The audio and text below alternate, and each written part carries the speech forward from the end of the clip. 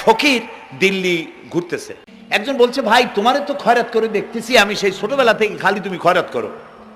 একটা জিনিস আপনারা মনে রাখবেন, গরিব, আজকে যারা গরিব পরিশ্রমের মধ্য দিয়ে কালকে তারা ধনী হতে পারে, কিন্তু যারা ভিক্ষুক, যারা ভিক্ষা করে জিন্দেগিতে কোনোদিন তারা বড় হতে পারবে না। ভিক্ষা করা যাদের অভ্যাস, জীবনেও বাড়ি করতে পারবে না, জীবনেও ধনী হইতে পারবে না, কিন্তু গরিব ধনী হইতে পারবে। কারণ হলো আল্লাহর কাছে দুইটা বৈধ জিনিস অত্যন্ত ঘৃণিত। কয়টা? একটা হলো তালাক, আর একটা হলো ভিক্ষাবৃত্তি, মানুষের কাছে চাওয়া। আল্লাহ পছন্দ করেন না।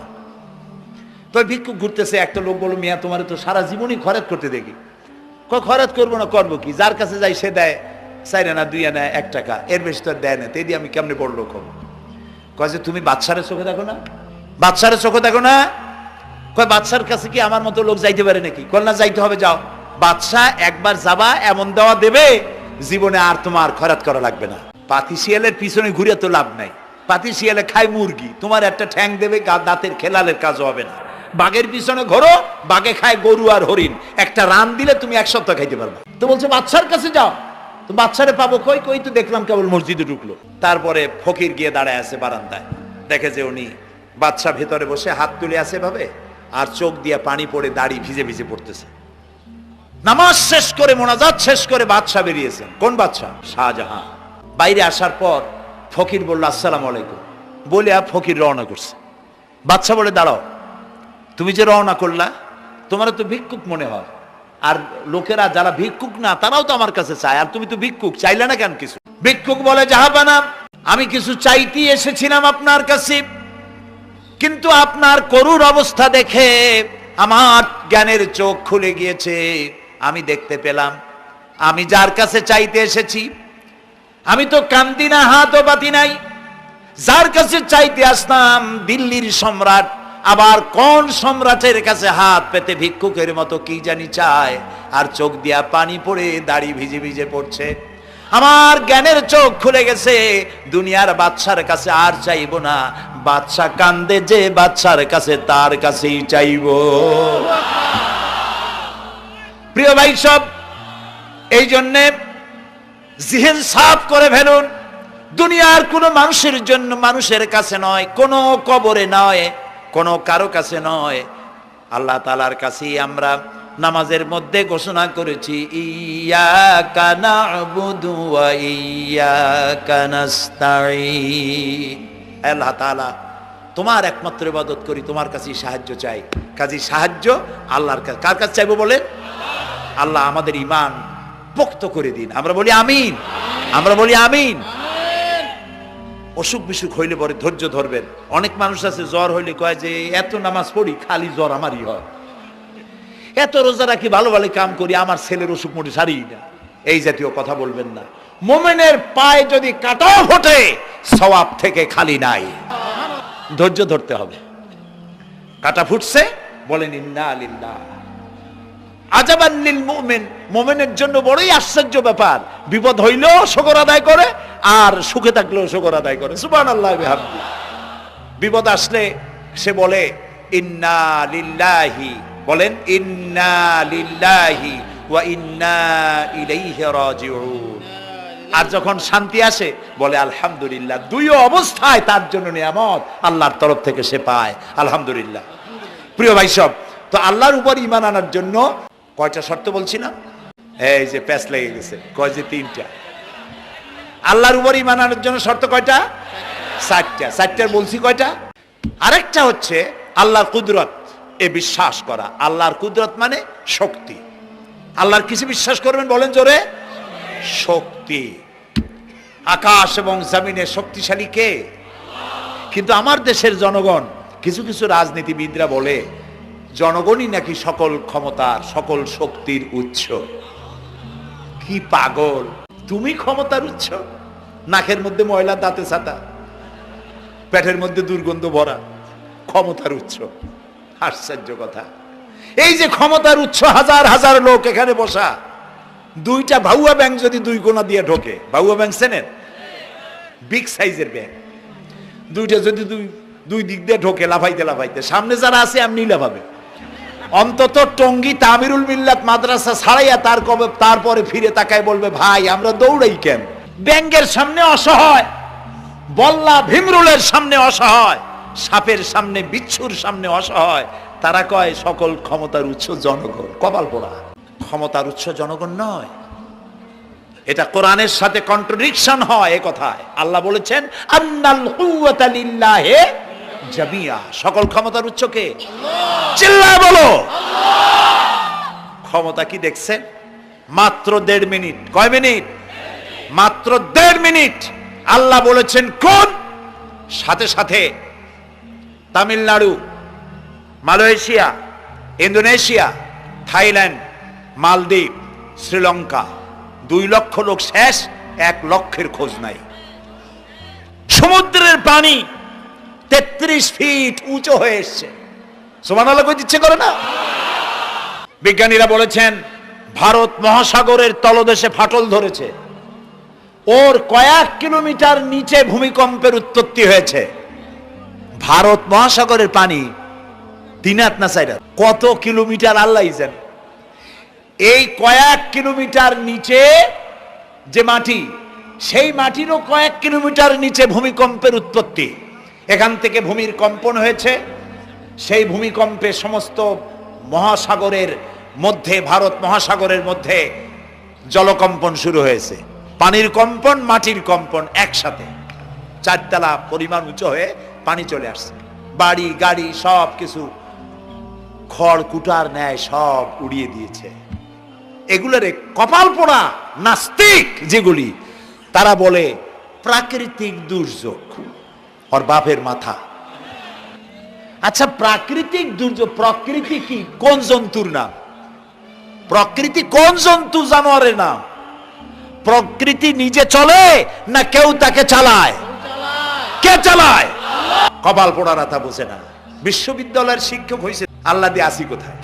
তবে সব খারাপ না, ভালো আছে আলহামদুলিল্লাহ। কিছু আছে কপাল পোড়া। বিশেষ করে শান্তিনিকেতনে যারা পড়াশোনা করে আসে, সাহিত্য চর্চা করে, এই সাহিত্য চর্চা করতে করতে এক পর্যায়ে কপাল পুড়ে যায়। আল্লাহরে চিনতে পারে না, সব চেনে আল্লাহরে চেনে না। আল্লাহ এখন চিনাইতেছে ভালো করে। প্রিয় ভাই, সব কওমে আদ, কওমে সামুদ, এগুলিকে আল্লাহ তারা ধ্বংস করেছেন। কিয়ামতের আগে এই যে 7টা আকাশ, এই আকাশ সম্পর্কে অবিশ্বাসীরা তারা বলেছে আকাশ বলতে কিছুই নেই, এটা নাকি অনেক দূরে, তাই নীলা নীলে দেখা যায়। কি কপাল পোড়া চিন্তা করে, নীলা নীলা দেখা যায়। এই আকাশ মহাশূন্য। এই আকাশগুলিকে, আকাশ কয়টা? কয়টা স্তর? 7টা। এগুলি কাতাইয়ে সিজিল্লিল কুতুব। কোরআনে কারিমে আল্লাহ তাআলা বলেছেন কিতাবের পৃষ্ঠার মতো কিয়ামতের আগে একটার পর একটা ঠাস ঠাস করে পড়বে, ভেঙে চুরমার হয়ে। ওয়াইদাল বিহারু ফুজ্জিরাত, আল্লাহ তাআলা বলছেন ইদাস সামাউ ফাতারাত ওয়াইদাল কাওয়াকিবু ইনতাসারাত ওয়াইদাল বিহারু ফুজ্জিরাত। আকাশের তারকাসমূহ বিক্ষিপ্ত হয়ে পড়বে। অসংখ্য তারকারাজি, বিশাল বিশাল তারকা বিক্ষিপ্ত হয়ে পড়বে। চন্দ্র সূর্য একটার সাথে আরেকটা ধাক্কা লেগে চাঁদ আর সূর্য আলো হারিয়ে ফেলবে, একাকার হয়ে যাবে। পাহাড়গুলো উঁচু করে আল্লাহ তাআলা জমিনের উপরে আছাড় মারবেন, কালিহিনিল মানফুস, তুলার মতো উড়ে চলে যাবে। সুবহানাল্লাহ বলবা না? কত বড় শক্তি আল্লাহ পাকের। ওয়াইদাল বিহারু ফুজ্জিরাত, সমুদ্র সমূহ বিদীর্ণ হয়ে যাবে। সমুদ্রে যত পানি আছে সমস্ত পানিগুলি নিঃশোষিত হয়ে যাবে মাটির তলায়, এবং সেখানে অগ্নুৎপত্তি হবে। কোরআনে কারিম আল্লাহ বলে দিয়েছেন গোটা সমুদ্রগুলিতে আগুন জ্বলতে থাকবে। এগুলি কিয়ামতের আলামত। আল্লাহ পাকের অফুরন্ত মেহেরবানি যে কানের কাছ দিয়া গুলিটা চলে গেছে, কানে লাগে নাই। বাড়ির কাছ থেকে কিয়ামত হয়ে গেল, বাংলাদেশে আল্লাহ বাঁচাই দিলেন। সুবহানাল্লাহ বলো, আলহামদুলিল্লাহ বলে। আমাদের প্রতিবেশী দেশগুলিতে যেভাবে আঘাত লাগছে, ওর 1000 ভাগের 1 ভাগের আঘাত কয়েক সেকেন্ড যদি বাংলাদেশে হতো, আমাদের সব অপরিকল্পিত শহর, রাজুক পারমিশন দিয়েছে 3 তলার, করা হয়েছে 7 তলা। এইভাবে অপরিকল্পিত যত বিল্ডিং আছে এগুলি পচা সিমেন্ট দিয়ে, পচা ইট দিয়ে তৈরি করা হয়েছে। 2-3 সেকেন্ডের ভূমিকম্প যথেষ্ট এই শহর লণ্ডভণ্ড করে দেওয়ার। অসংখ্য মানুষ মারা যাবে, অসংখ্য বাড়িঘর শেষ হয়ে যাবে। এদেরকে রেস্কিউ করার মতো মডার্ন ইকুইপমেন্টসও গভর্নমেন্টের কাছে নাই। এজন্য আল্লাহর কাছে সেজদা দিয়া গুনার তওবা করতে হবে, আল্লাহ আমাদের মাফ করে দাও, আমার এই গরিব দেশটাকে কিয়ামত পর্যন্ত এই গজব থেকে বাঁচাও। প্রিয় ভাই সব, আল্লাহ তাআলার ক্ষমতার ওয়াজ আমি আজ করতে পারবো না, অনেক লম্বা হয়ে যাবে, কারণ আমাকে 3টা পুঁজির কথা তো কমসে কম বলতেই হবে, অল্প করে হলেও। শুনবেন তো? আল্লাহ তৌফিক দিক, বলেন আমিন। তো আল্লাহ তাআলার ক্ষমতায় বিশ্বাস করা, তার প্রচন্ড ক্ষমতা, যা খুশি তাই বলেন করতে পারেন। মরাকে জিন্দাকে মারতে পারেন, মরুভূমিতে ফুল ফুটাতে পারেন, সুবহানাল্লাহ, যা খুশি তাই করতে পারেন। এই শক্তি সহকারে আল্লাহকে বিশ্বাস করতে হবে। 4র্থ নম্বরে আল্লাহর হুকুম এবং হাকাম, আদেশ নিষেধ। আমি আল্লাহরে বিশ্বাস করি, এই কথার কোনো দাম নাই যদি তার আদেশ না মানি, এই কথার কোনো দাম নাই যদি তার নিষেধকে আমি আমার জীবনে প্রত্যাহার না করে চলতে পারি। মুসলমান বলে দাবি করার কোনো মূল্য। একদিকে নামাজ পড়ি, আর একদিকে ওজনে কম দেয়, খাদ্যে ভেজাল দেয়, বেপরদা করি, মিথ্যা কথা বলা হয়, ওজনে কম দেয়, খাদ্যে ভেজাল দেয়, জমিনের আইল ঠালে আমানতের খেয়ানত করে, আল্লাহর হুকুম মানা হলো না, রসুলের আদেশ মানা হলো না। আল্লাহর উপর ঈমান আনার জন্য 4র্থ শর্ত হচ্ছে আল্লাহ যা বলেছেন মাথা নত করে মেনে নিতে হবে, বলতে হবে সামি'না ওয়া আতা'না। বলেন সামি'না ওয়া আতা'না, শুনলাম আর মেনে নিলাম। বলেন তো জোরে, শুনলাম আর মেনে নিলাম। সুবহানাল্লাহ বলেন। মুমিনেরা এই প্রশ্নই করবে না মদ হারাম কেন, মুমিনেরা এই প্রশ্নই করবে না জুয়া হারাম কেন। একটাই জবাব, মদ হারাম কেন? আল্লাহ হারাম করেছেন তাই হারাম। জিনা হারাম কেন? আমার আল্লাহ হারাম করেছেন তাই হারাম। জুয়া হারাম কেন? আমার আল্লাহ হারাম করেছেন তাই হারাম। কোন যুক্তি নাই। যুক্তির, আল্লাহর নিষিদ্ধ জিনিসে যুক্তি তালাশ করে কেবলমাত্র শয়তান। আল্লাহর আদেশ নিষেধের যুক্তি তালাশ করে কে? শয়তান। মুমিনের কাজ হলো সামি'না, বলেন, ওয়া আতা'না, শুনলাম আর মানলাম, বাস, শেষ কথা, খালাস। এই গেল 4টি শর্ত পুরো হয়ে গেল। এই 4টি শর্ত যদি পূরণ করতে পারি তাহলে আল্লাহরে বিশ্বাস করছি এটা প্রমাণিত হবে, এটা জাস্টিফাই হবে, এটা সত্যতা প্রমাণ হবে যদি আল্লাহর হুকুম মতো। 1 নম্বরে হলো, আমি আবার কথাটা প্যাকেট করে দিই যাতে করে আপনারা বাড়ি নিয়ে যাইতে পারেন। আল্লাহর উপরে ঈমান এনেছি, এই কথাটাকে কমপ্লিট করার জন্য শর্ত কয়টা? 4টা। 1 নম্বরে আল্লাহর অস্তিত্বে বিশ্বাস, বলেন আল্লাহর অস্তিত্বে বিশ্বাস। 2 নম্বরে আল্লাহর গুণাবলীতে বিশ্বাস। 3 নম্বরে আল্লাহর ক্ষমতায় বিশ্বাস। 4 নম্বরে আল্লাহর আদেশ এবং নিষেধে বিশ্বাস, মান্য করে চলা। আল্লাহ যেন এই তৌফিক আমাদের দেয়, বলেন আমিন। আল্লাহ রাব্বুল আলামিন দুনিয়ায় শান্তি, আখিরাতে জাহান্নাম থেকে মুক্তি দেওয়ার জন্য আল্লাহ পাক আমাদেরকে একটা ব্যবসার কথা বলেছেন। ওই ব্যবসায় পুঁজি কয়টা? বলেন 3টা পুঁজি। বলছি কয়টা? দেখেন যে কেমনি প্যাঁচ লাগে। বলছি মাত্র একটা, সে একটা ডাল বাইর করছি 4টা। এবার আসেন মূল পয়েন্টে। এবার দ্বিতীয় পয়েন্ট, রসুলের প্রতি ঈমান। আমরা তো রসুলের প্রতি ঈমান আনছি কিনা বলেন? রসুলের প্রতি ঈমান এনেছি। আমাদের এই ঈমান যথেষ্ট নয়, কারণ আমাদের ঈমান হলো রবিউল আউয়াল মাসে ঈমান তাজা হয়, ঠিক না? ঠিক না? রবিউল আউয়াল মাস যখন আসি, ব্যানারটা নাই, শামিয়ানাটা নাই, রাস্তাগুলিতে ফ্ল্যাগ লাগাই আর আলোকসজ্জা করি। মন্ত্রীরা আসেন, নেতারা আসেন, সিরাতুন নবী মাহফিলে দাঁড়ায় বলেন নবীর আদর্শ অনুসরণ করা ছাড়া উপায় নাই। অথচ ওনার পা থেকে শুরু করে মাথা পর্যন্ত নবীর আদর্শ নাই। আবার এই নেতা রামকৃষ্ণ মিশনে, রামকৃষ্ণ পরমহংসদেব তার মঞ্চে গিয়ে বলেন রামকৃষ্ণের নীতির ছাড়া বিকল্প কিছু। আবার গৌতম বুদ্ধের জন্মবার্ষিকী উদযাপনের জন্য সেখানে গিয়ে বলেন গৌতম বুদ্ধের অহিংস নীতি অনুসরণ করা ছাড়া জাতির যোগীনাথ হওয়ার আর কোনো পথ নাই। যেখানে যায় সেই জায়গার গুলি ধরে। রবিউল আউয়াল মাস আসতে পারে, আলোকসজ্জা করে ইয়া নবী সালামু আলাইকা, ইয়া রাসূল সালামু আলাইকা। এরপরে গরম গরম জিলাপি রাসূলুল্লাহকে বুঝায় দেওয়া হলো, হে রাসূল আপনি তাকিয়ে দেখেন কত মহব্বত আপনারে করি, আপনার মহব্বতের জন্য আমাদের শহরের কোন মিষ্টির দোকানে আর মিষ্টি নাই, সব আমরা খাইয়া শেষ করছি। এই হলো মহব্বত। এই মহব্বতে এই ইমানে কাজ হবে না, এই ইমানে বলেন কাজ হবে না। কোন ইমানে কাজ হবে? রাসূলের প্রতি ইমানের অর্থ কি? এর অর্থ হচ্ছে নবী করিম সাল্লাল্লাহু আলাইহি সাল্লাম আমাদের রাসূল, আমাদের নেতা, আমাদের রাসূল আমাদের নেতা, আমরা তার উম্মত, তার অনুসারী। অনুসারীর কাজ কি? নেতার পূর্ণাঙ্গ অনুসরণ করণ, রাসূলুল্লাহর আনুগত্য করতে হবে। এটা কে বলেছেন? আল্লাহ রাব্বুল আলামিন সূরা আলে ইমরানের মধ্যে বলেছেন, কুল ইন কুনতুম তুহিব্বুনাল্লাহা ফাত্তাবিউনি ইউহিব্বুকুমুল্লাহ ওয়া ইয়াগফির লাকুম যুনুবাকুম আল্লাহু গফুরুর রহিম। হে নবী আপনি বলুন, তোমরা যদি আল্লাহকে ভালোবাসো তাহলে তোমার কাজ হচ্ছে, তোমরা যদি আল্লাহকে ভালোবাসো তাহলে তোমরা আমার আনুগত্য করো, আমার অনুসরণ করো। কার? রাসূলের। বলেন কার?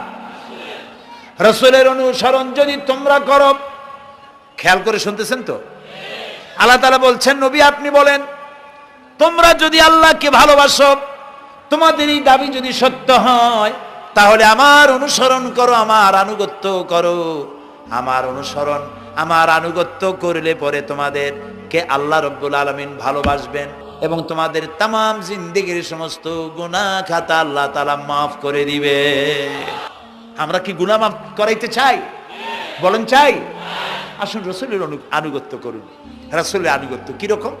রাসূল যেভাবে মোস কাটছে আমরা সেইভাবে মোস কাটবো, তিনি দাড়ি যেভাবে রাখছেন আমরা সেইভাবে রাখবো, তিনি চুল কাটছেন যেভাবে সেইভাবে করব, তিনি পায়ের নখ হাতের নখ যেভাবে কাটছেন সেইভাবে করব, তিনি যেভাবে বিবাহ করেছেন সেই সুন্নত অনুযায়ী বিবাহ, তিনি যেভাবে দেশ চালাইছেন সেইভাবে দেশ চালাবো। রাসূলের অনুসরণের অর্থ শুধু এই নয় যে তিনি যেভাবে সুরমা লাগাইছেন আমি ওইরকম সুরমা দেব, তিনি যেভাবে কদু খাইছে আমিও কদু খাবো, এটা নয়। এটা নয়, শুধু রাসূলের আনুগত্য হবে মুরগির ফার্ম থেকে শুরু করে জাতিসংঘ পর্যন্ত, জীবনের সব ক্ষেত্রে।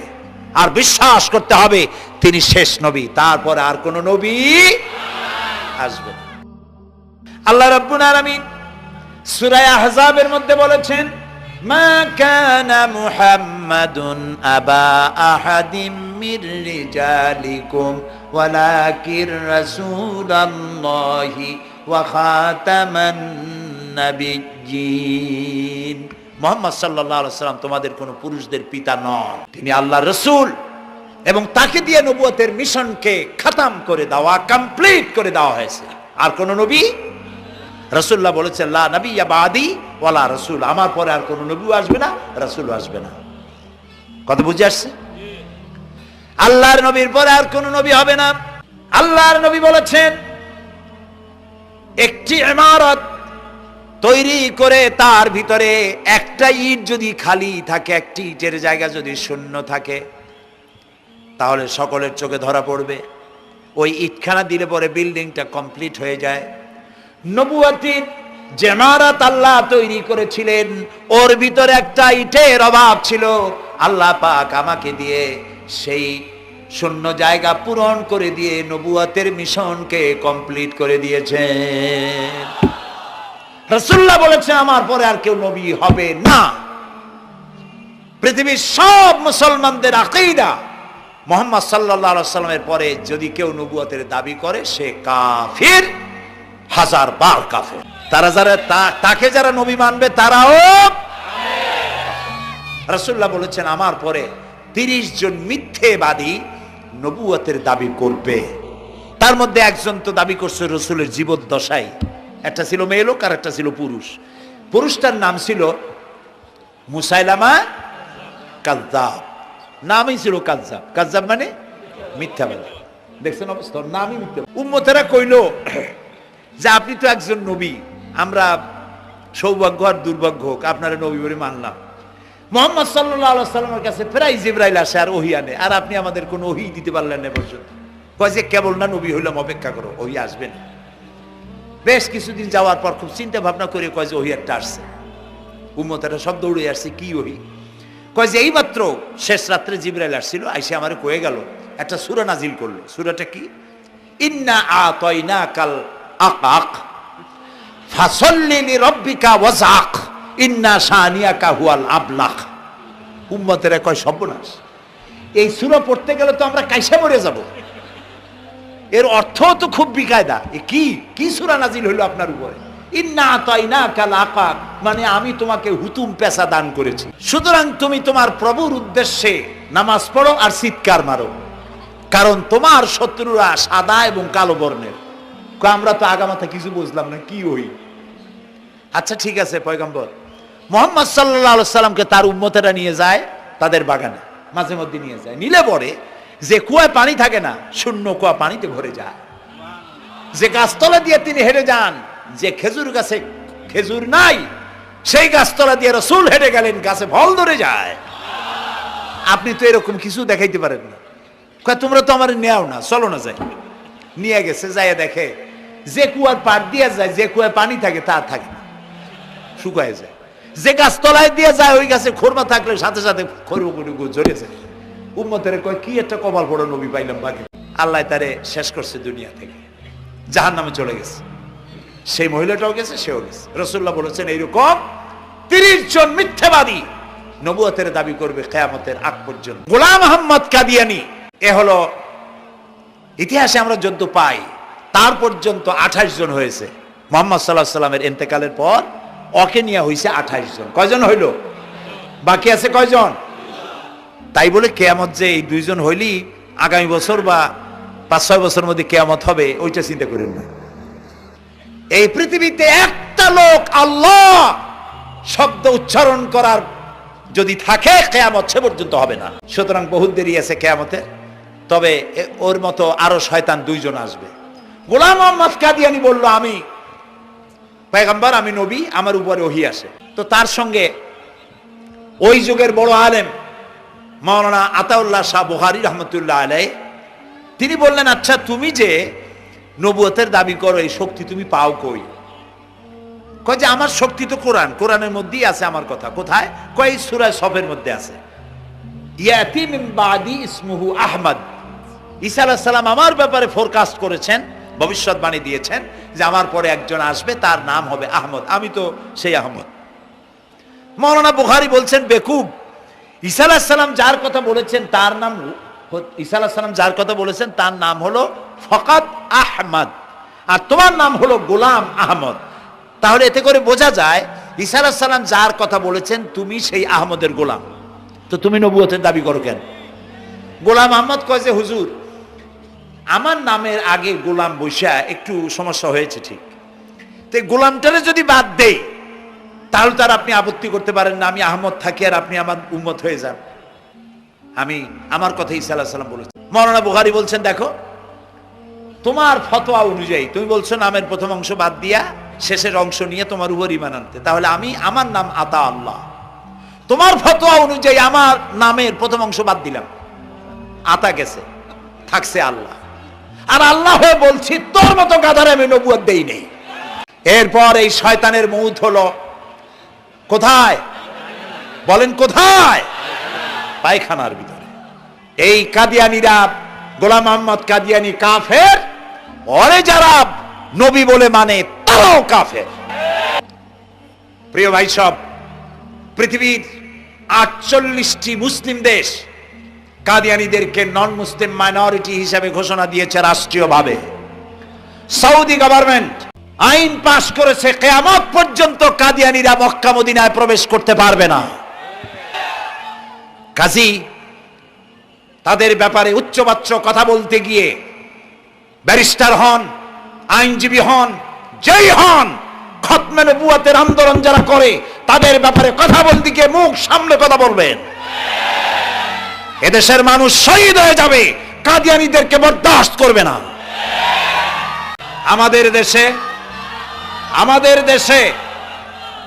আমাদের দেশে হিন্দু থামুন। আমাদের দেশে হিন্দু, খ্রিস্টান, বৌদ্ধ আমাদের দেশের নাগরিক অধিকার ভোগ করে না? আমাদের সমান নাগরিক অধিকার তারা ভোগ করে। কাদিয়ানীরাও হিন্দু খ্রিস্টানদের মতো নন মুসলিম মাইনরিটি হিসেবে এদেশে বসবাস করে নাগরিক সুবিধা ভোগ করবেন, কোনো অসুবিধা নাই। কিন্তু আপনি মুসলমান বলে দাবি করবেন না, শেষ নবী মানবেন না, আমরা এই ব্যাপারে কিয়ামত পর্যন্ত আপোষ করব না।